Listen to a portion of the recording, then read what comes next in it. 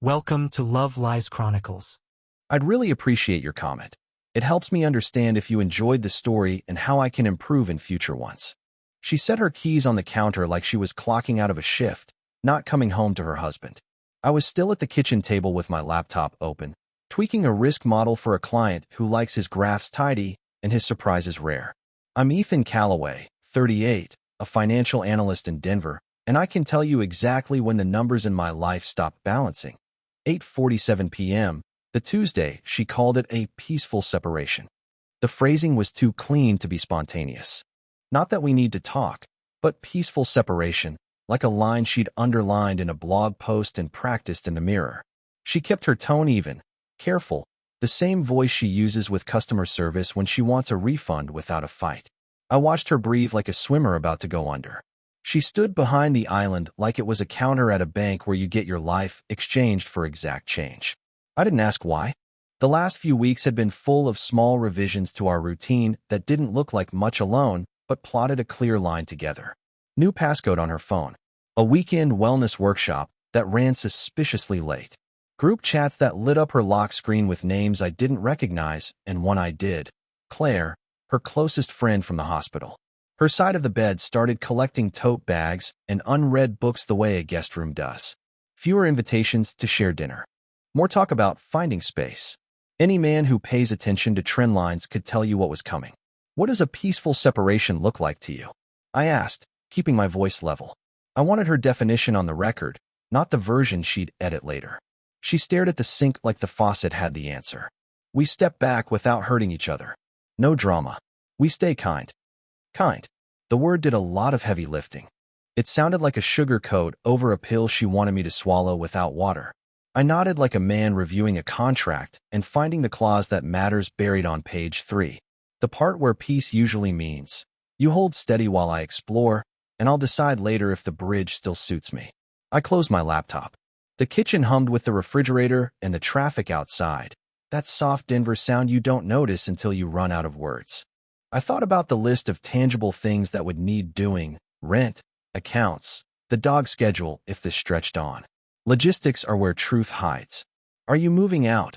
I asked. Or am I supposed to make myself scarce in my own place?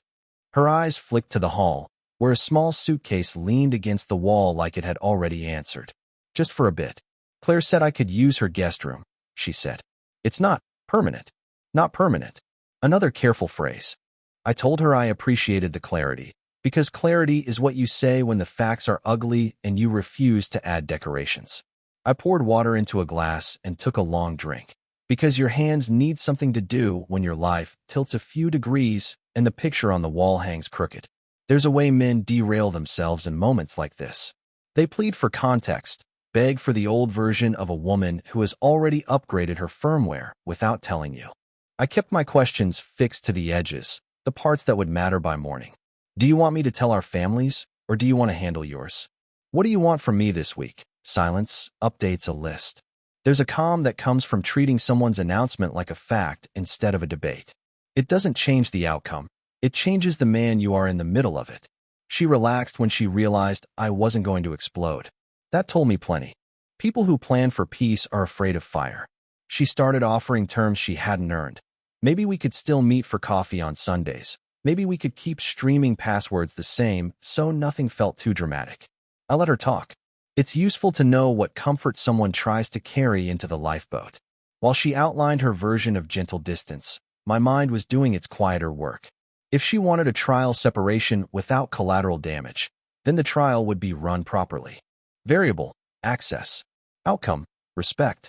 I was not going to be the man who funded the experiment and waited in the lobby for the results. I looked at the ring on my finger, turned it once, and left it where it was. After she rolled the suitcase to the door, she hovered, expecting a hug, or maybe absolution. I walked her to the elevator and pressed the button. The hallway lights were bright enough to make us look like good people even if we weren't acting like them. The doors opened. She hesitated. We're okay, right? She asked. We're civil, I said. That's what you asked for. The elevator closed on her frown. I listened to the cables hum, then went back inside to clean the counter she'd touched, because men in shock do useful things. I stacked the mail, folded the dish towel, and took a photo of the whiteboard calendar that still showed our weekend plans in my handwriting. I wiped the squares clean and left them blank. That small erasure did more for my head than any speech would have. Before bed, I made 2 quiet changes. I updated my emergency contact from her to my brother, and I moved a backup of my financial files from the shared cloud to a hard drive in the desk, because peace without boundaries is just permission. I'm a man who manages risk for a living. I sleep better when the numbers are in the right column. I lay down on my side of the bed and listened to the space where her breath used to be. The apartment sounded new, like a hotel room after checkout, tidy and impersonal. I thought about the early days, road trips in a beat-up Subaru, pizza on the floor, the way she used to stand too close at the sink just to bump my shoulder and laugh. That woman had been gone a while, but I kept setting a place for her like she might walk back in. Tonight made it official. Around midnight, a text came through. "Thank you for being mature about this." I stared at it until the screen dimmed. Mature is another word people use when they want you to absorb the cost of their decision with grace. I put the phone face down and drifted in and out of sleep, the kind where you wake with the sense you've forgotten an appointment. Morning came with the blue light Denver gets when the sun hits the foothills just right. I brewed coffee strong enough to taste like a plan. I opened my laptop and finished the report I'd been working on when she walked in. The numbers lined up. I sent it to the client with a simple note, attached as discussed. Then I opened a blank document and wrote a single line at the top. Take her at her word. Whatever came next would start from there. Peace on her terms was a holding pattern. Peace on mine would be movement, quiet and deliberate. I rinsed my cup, hung the towel straight, and left the apartment for a run I hadn't planned to take. The air was thin and clean. My legs hurt the way they do when you stop coasting and start climbing. The first week of peace looked like customer service check-ins. Morning texts. "How are you holding up?" Evening texts. "Still want to keep this civil?" She signed them with soft emojis like cushions thrown onto a hard chair. I kept my replies short enough to fit on a receipt. "I'm fine." "Yes." The less I gave, the more she sent, as if worry could be measured in bubbles and timestamps. She moved into Claire's guest room like we'd discussed. The first photo hit Instagram 2 days later. 3 women at a patio table, sunlight, iced coffees, the caption, "Choosing myself." Comments poured in from her circle like confetti. I didn't comment. I noticed the details instead. No ring, new haircut, the way she angled her body to make space for a future that didn't include me. People think finance is about numbers. It's really about patterns. The pattern here was presentation. She wanted the story told before I could tell it. Mutual acquaintances surfaced with scripted compassion. A coworker texted, "She just needs space, man. Don't take it personally." Her cousin called and said, "Give her time. She'll come around." I let them talk until they ran out of polite nouns. "Thanks for the advice," I said, and meant it as a period, not an invitation. If they were relaying her hopes, I wanted them to hear mine. On day 5, she asked to meet for coffee, to keep the lines open. We sat at a quiet spot near Cheeseman Park, the kind of place we used to linger on Sundays. She wore the same calm I'd seen in the kitchen, but I could hear the edges creak when I didn't fill the silence. She opened with logistics, mail forwarding, dog sitting if Claire needed her on nights she worked late at the hospital. Then the softer asks, could we keep Fridays for a weekly check-in? Keep the shared Spotify so the change didn't feel violent. Keep the group chat with her family so no one freaks out. I stirred my coffee and set down the spoon like a metronome. If we're separated, I said, let's actually separate. Your bills, your accounts. I'll handle mine. She looked stung because her softer landing suddenly had less foam. She recovered quickly, the way people do when a script goes off cue. I just don't want us to be enemies, she said. We're not, I said. We're adults. Then I asked the question men are always told to ask and rarely do without heat. Is there someone else? No accusation, just a data point I wanted labeled. She paused, eyes on the cup. No, she said, too carefully. I just need to feel like myself again. Maybe true, maybe not. Either way, I took it as her official line and made a note in my head. Do not audit feelings, only measure actions. Boundaries changed the texture of the days. I canceled the auto pay that covered her boutique gym and a couple of streaming subscriptions she used more than I did. She noticed. Netflix isn't working, she texted that night. Correct, I replied. Separate expenses. Three dots blinked, vanished, returned. I thought we were being kind, she wrote. I put the phone down, finished my spreadsheet, and went for a run under the kind of Denver sky that makes you feel small and sturdy at the same time. The second week brought accidental overlaps. She swung by the apartment to grab a jacket, timing it with the hour I usually got home. She lingered, opening the fridge, commenting on the emptiness like she was doing a wellness check on my appetite. "You're eating okay?" I smiled. "Better," I said, and it was true. When your evenings don't revolve around someone else's mood, food tastes like food again. Claire texted once, neutral and practical. "She left a package at your door. Want me to hold it?" I said thanks and nothing more. We weren't close. We were connected by circumstance and a spare key. Still, I noticed the difference in tone. Where my wife spoke in careful PR language, Claire spoke like a nurse, direct, brief. I filed that away without assigning meaning to it. Assigning meaning too early is how men end up solving problems no one asked them to fix. By the third week, the pressure took a new shape. She sent late-night messages that started with logistics and drifted toward temperature checks. "Have you told your mom? Are you mad at me? We should try a dinner next week." Reset the energy. I typed and deleted 3 answers before landing on the version that would hold. "I'm not mad. Dinner isn't necessary." She answered with a heart, then a K. Heart, then K. Kindness, then control. The alternation told me more than either symbol alone. Her friend group's optimism began to fray in small ways. A mutual friend tagged her in a story at a bar. She reposted it with a glittery caption about starting over. Minutes later, she DM'd me to ask if I could pick up the dog from the groomer because her shift ran late. I said no. She double-texted a row of exclamation points. Then wow. I put the phone face down and finished my notes. I kept my calendar boring and visible. Work, gym, a Saturday hike, laundry. When she asked, "Are you seeing anyone?" I answered exactly. No. It was the truth. But the truth came with a tone she wasn't ready for. I wasn't interviewing for my old job. The interview was over. The cousin who'd told me to give her time called again, voice lower. "She's worried you're shutting down," he said. "She says you're being cold." I laughed once. "I'm being consistent," I said. She asked for space.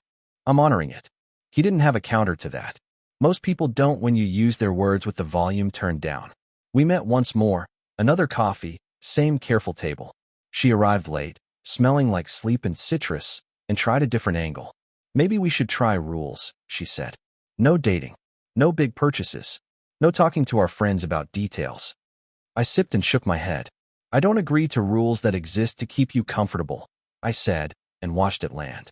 She wanted me predictable enough to lean on and uncertain enough to keep. It's an old trick. It only works if you need the trick. After that, the tone of her text shifted from soft to sharp. "You're being difficult." I said peaceful. "This doesn't have to be ugly." I kept replying like a competent coworker. "Not difficult. We agree on separation. Wishing you a good night." The more I refused to add heat, the more obvious the temperature difference became. People assume escalation means yelling. Sometimes it's just increased frequency against a wall that doesn't move. I cleaned the apartment the way you do when you're making room for air. I boxed the framed photos and put them in the hall closet, not to erase history, but to stop tripping over it. I replaced the whiteboard calendar with a cork board and pinned up things that were only mine: trail map, gym schedule, a handwritten list that said, sleep, fuel, lift, run, read, call your brother. Quiet signs of a man who has decided to live like someone worth being around. On the last night of the month, her name lit my phone at 11:58 p.m. "Can we talk? I feel like I'm losing you." I read it twice. The phrasing was finally honest. I set the phone on the nightstand and turned off the lamp. In the dark, there was no anger, just a clean line where the old habit used to be. Whatever this was, it could wait until morning. I'd given her the space she asked for. Somewhere along the way, she'd realized space is easiest to request and hardest to endure when the other person actually honors it. Her 11:58 p.m. text glowed in the dark like a pilot light. "Can we talk? I feel like I'm losing you." I let it sit until morning. When I replied, I kept it simple. "We're doing exactly what you asked. Sleep well. No lecture." Silence did the heavy lifting. I drew a line through the week and reworked the columns. I ended the Friday check-ins. returned the extra set of keys she'd left on the console, and removed my presence from every soft place that kept her comfortable. Shared playlists, streaming profiles, grocery lists. If we were two adults running separate ledgers, there would be no phantom entries to keep hope artificially funded. I scheduled a consult with a family attorney, not to launch anything nuclear, but to get vocabulary for clean boundaries. The call took 40 minutes. The weight it lifted lasted all day. I started waking before sunrise. A run up to City Park, kettlebells in the living room, eggs and black coffee without the background buzz of someone else's mood. There's a certain dignity in doing simple things exactly on time. I taped a deadlift plan to the fridge, cleaned out the pantry, and gave away the tiny indulgences I kept buying for her. Sparkling waters and flavors I never liked, snack bars that tasted like obligation. The apartment sharpened. So did I. I reached back to a version of myself I'd buried under compromise. Mason from college pulled me into a Thursday night pickup run at a rec center that still smells like high school. I stopped by my brother's place on Sundays and let his 2-year-old crawl across my shoulders while the game played at a reasonable volume. I said yes when a coworker invited me to a weekend hike in Golden Gate Canyon, and I remembered how quiet feels when it isn't attached to avoidance. Somewhere in there I booked a basic checkup, got a dermatologist to look at a mole I'd ignored, and replaced a cracked windshield I'd been telling myself I'd get to. Small repairs signal bigger ones. Claire texted about a package again, neutral and efficient. Box with your name. Want me to drop it at the front desk? I stopped by instead. She met me in the lobby wearing scrubs and the kind of tired that comes from real work. We spoke in the language of logistics for 5 minutes. Mail, the dog, timing, and then the conversation drifted without force. She mentioned a hole-in-the-wall cafe a block away that does espresso right. I suggested we try it. No plotting. 2 people with an hour to spare and nothing to sell one another. At the cafe, we agreed on 2 rules without saying them out loud. We wouldn't pick apart my marriage, and we wouldn't pretend it never happened. We talked about ordinary things that actually reveal character: commute routes, favorite authors, the relief of finishing night shift, and stepping into a quiet street. She listened without turning my sentences into advice. When my phone lit with a late text from my wife, "Dinner soon. Reset the energy," I flipped it over and let it buzz into the table. Claire didn't ask. We met again a week later, not by accident this time. In a small place where the windows fog in winter. I told her about the spreadsheet I'd built for my aunt when she was sick, how the numbers gave her days shape when nothing else would. She told me about a patient who only wanted someone to hold her hand until the morphine settled. We were just 2 adults cataloging the ways we learned to be useful. I kept my life public in ordinary ways. Gym at 7. Coffee after. A notebook in my jacket pocket where I wrote down things I'd postponed. Fix the bike chain. Send mom photos. Buy a proper suit that fits the man I am now, not the man I was 5 years ago. When my wife texted, "Are you seeing anyone yet?" I answered exactly, "I'm not in limbo." It was a declaration of posture. Limbo had been the posture I abandoned. She sent back a single ellipsis, then nothing. The gap was its own answer. Claire and I drifted toward a jazz bar in 5 Points on a Friday. Quiet set, small stage, upright bass and brushwork snare, a trumpet that sounded like late November. We sat at a 2-top in the corner where the sightlines were clean and the exits obvious. None of it felt like strategy. It felt like being awake. Between sets, the bandleader told a story about learning to listen before you play, a discipline I was finally practicing in my own life. Claire's hand found mine on the table. I let it happen without running inventory against imaginary rules. In the dim light, with somebody else's melody doing the talking, I realized I didn't feel guilty. The moment fit the facts, separated, honest, choosing. 2 days later, we grabbed lunch at a Mexican spot where the salsa is hot and the service is abrupt in a way that makes you efficient with your orders. We walked back through the neighborhood while the sun dropped behind the buildings, and every block felt like a decision I had finally made. At home, I took down the last 2 frames I'd left on the bookshelf, one from a road trip in a car I no longer own, one from a holiday that already felt like fiction. I wrapped the glass, boxed them, and slid the carton into the closet with everything else. My wife tried a softer angle again. Could we at least agree no dating within the friend circle? I stared at the screen. The request arrived from the same place as peaceful separation, a wish to keep options open by writing rules after the fact. I typed one sentence and left it there.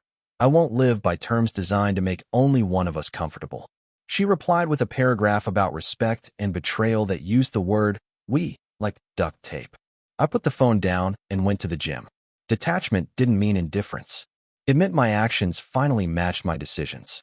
I kept appointments, ate on schedule, slept hard, lifted heavier. I booked a weekend in Estes Park alone, hiking boots, and a paperback, the kind of trip I used to postpone until there was agreement. I stopped asking for agreement. I stopped leaving room in my calendar for maybe. When Claire asked if I wanted to help her move a bookshelf on her day off, I said yes, then showed up on time with a drill and a measuring tape. We built the thing in 20 minutes and spent the next 40 just standing there, looking at something level. She made coffee. I changed a light bulb she couldn't reach. The smallness of it felt big. I didn't announce any of this to my wife. That balance was the exact opposite of the game I'd been invited to play. The invitation had been rescinded the moment I declined it. What remained was a life that finally answered to me. By the end of the month, I'd stopped checking my phone every time it buzzed.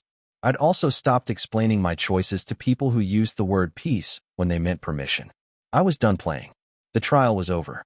The verdict wasn't anger or revenge or even relief. It was clarity. When someone places your commitment on a shelf to see if it still looks good in a month, you don't wait around under fluorescent lights. You walk into daylight, take a seat where the music's honest, and reach back when a steady hand reaches for yours. Word didn't just travel, it sprinted. A cousin of hers spotted us first, me and Claire, Saturday afternoon, hand in hand at a street market off Larimer. No theatrics, just two people moving through the same lane in the same direction. He froze like he'd seen a bad headline. I nodded once. He lifted his phone, thought better of it, and looked away. 30 minutes later, my screen lit with a new group text I wasn't in. The actual collision came faster than I expected. We turned the corner by a used bookstore, palms still linked, and there she was, sunglasses on, tote bag high on her shoulder, flanked by two friends who had been her chorus all month. Peace didn't walk with her. Fire did. Her head snapped to our hands like a magnet finding metal. The glasses came off. For a second, I saw hurt before it hardened into a familiar kind of control. "Really?" she said, voice loud enough to draw a small crowd. "Claire." I kept my tone the same one I use when a client tries to redefine a contract after signing. "We're separated. Your terms." She laughed, thin, brittle. "Separated doesn't mean this. You don't date inside the circle." "That was never a rule," I said. "And if it had been, rules don't get written after the game starts." Her friends shuffled behind her, deciding whether outrage would cost them anything. One of them finally stepped forward with the word betrayal ready in her throat. Claire spoke first, calm, steady, as if reading a medication order. "I told you I didn't agree with how you handled this," she said. "I gave you 2 weeks to find another place before I even had coffee with him. You moved your things yesterday." That landed. She blinked fast. She hadn't expected the logistics to be so orderly. She'd expected a mess she could blame on us. "So you've been planning this," she said. "No," I said. "I've been honoring what you asked for. And I stopped living by rules designed to keep me on standby." We stood there long enough for the moment to undress itself. Then I said I had nothing else to add and guided Claire toward the bookstore. We didn't look back. Inside, the air smelled like paper and old glue. I exhaled for the first time in a month. The aftershocks started within hours. Her cousin called to inform me I'd crossed a line. I told him the line had been drawn by her the night she wheeled a suitcase to an elevator and called it peace. A coworker of hers damned to say I'd embarrassed her. I replied that nothing is more embarrassing than asking for space and then panicking when space answers. Most messages sounded like PR notes drafted by committee. I stayed with monosyllables and facts. That evening she appeared at my door without texting, a habit from another life. I didn't invite her in. She started with anger, moved to pity, circled guilt. I just needed time to think. "You knew that. Claire knew that. You too decided to hurt me." I leaned against the frame and let the sentences pass like weather. "No," I said. "We decided to stop being furniture while you rearranged a room." She reached for nostalgia, the trip to Taos, the first apartment, the way I used to leave notes on her steering wheel. Then came bargaining. "We could try counseling," she said. "We could press pause on dating. We could reset." "We already pressed pause," I said. "You called it peaceful. I made it real." Something in her face flickered. Fear, maybe, or the recognition that the old map no longer described the terrain. She tried one last approach, the oldest, softness layered over demand. Can we just talk inside? 10 minutes. I stepped back, but didn't widen the door. I won't put you in a room where you can rewrite what I heard perfectly the first time, I said. If you need closure, write it down. She left with a parting shot about respect. I closed the door and sat on the floor with my back to it. Not shaken, just tired in a way that sleep would fix. Claire texted 30 minutes later. You okay? I answered, yes. Tired. Thank you for being steady today. She sent a single check mark. Nurses don't waste words. The social commentary turned within the week. The same people who applauded her choosing myself posts suddenly wanted nuance. Her aunt called my brother's wife to say I'd always been decent. A mutual friend asked for my side, and I gave it in 3 sentences. She wanted space. She took it. I honored it. Nothing about villains or saints. Just sequence. A quieter twist arrived through back channels. The man she'd been orbiting during our separation, an old friend from the gym, who had appeared in 2 of those patio photos, had stepped back hard. Because that's what happens when the thrill of possibility meets the work of reality. He blocked her number for a week and then unblocked it with a message about timing. She told a friend it felt like whiplash. I wrote down a note instead. When you treat commitment like a pilot program, you get beta results. Claire, for her part, didn't gloat or hide. She called her parents, told them the truth, and prepared for the silence that follows honesty. She also texted my wife a single, measured note. I'm no longer available to host you. I wish you well finding your next place. There was no accusation in it. Just a closed loop. My wife tried a new front, public sympathy. A post about losing 2 people at once and the cruelty of timing. The comments split for the first time. A few of her friends posted red hearts and warnings about snakes. 3 others sent me screenshots of private messages where she admitted the separation had been a test. That turned the air. People will forgive almost anything except the moment they realize they've been drafted as extras in someone else's experiment. She still reached out at odd hours. One night, a photo of the first apartment key, captioned, remember? Another, a simple, I'm scared. I stared at that one longer. Because fear is human. I replied the only way I could without lying. I hope you find what you're looking for. I'm not available to be it. Then I put the phone face down and slept through. Consequences aren't fireworks. They're gravity. Rent comes due somewhere else. Brunch invitations thin. The dog's groomer learns a new pickup routine. My calendar kept its shape. Work, lift, run, read, call your brother. Claire and I cooked one quiet dinner in my apartment. Nothing fancy, just salmon, asparagus, a pan that finally got used for something other than eggs. We ate at the table I'd once set for anniversaries and talked about nothing viral. Normal felt like the right rebellion. 2 weeks after the street market, she asked to meet with all 3 of us. Her, me, Claire, to get closure. I declined. Closure is what happens when behavior matches words, I wrote. You already have mine. She replied with a paragraph about decency. I kept my reply to a sentence. I'm not a judge and she's not a defendant. There would be no hearing. The last shift came from her father, the quiet man who rarely took sides. He called me on a Sunday. I taught her to stand on her own 2 feet, he said, but not to use other people as crutches. He paused. Are you okay, son? I said I was. He said that's good and hung up. That call didn't change anything. It just confirmed I wasn't insane. By then the fire had burned through most of the oxygen. She stopped texting for a week. When she reappeared, the messages were simple: address changes, a forwarded bill, a note about picking up a winter coat. We met in the lobby, exchanged the bag, and said nothing extra. She looked smaller, not in body, the way a loud song sounds when you step outside and close the door. I wished her a good evening. She nodded.